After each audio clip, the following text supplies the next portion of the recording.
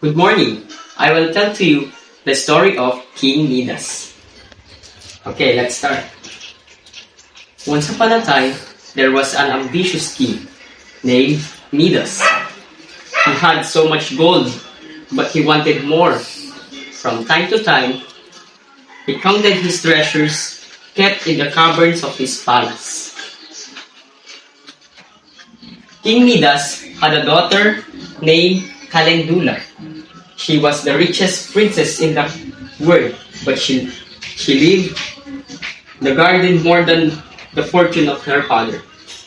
One night, a fairy appeared in the front of King Midas.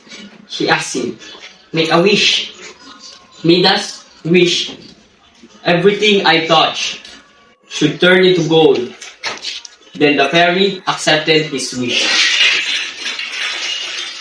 The next day, the king awake, very happy, and began to touch the object turning into gold. Looking at the garden of his daughter, he decided to surprise her by touching the plants and turning into gold.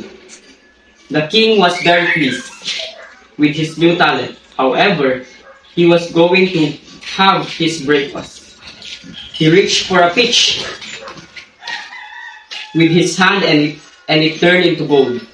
The same thing happened to the bread. He could not have his breakfast. Next. At that moment, Calendula came into the room crying. She was crying bunch of golden roses.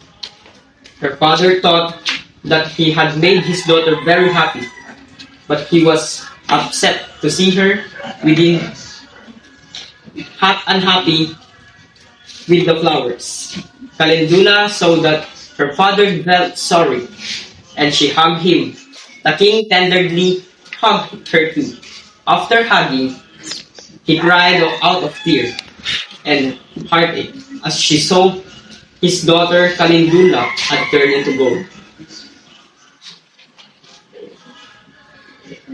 Moments later, the fairy arrived.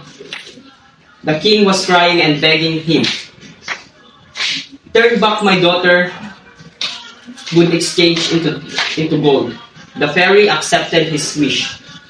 Since the king became much wiser, then the daughter was returned to her normal self. King Midas learned his lesson. The fairy told him that he must bath in the river to free himself from the gift of turning everything into gold. He did this and he gave all the rest of his gold to the poor. The end. Have you enjoyed? Yes, Kanom. Thank you.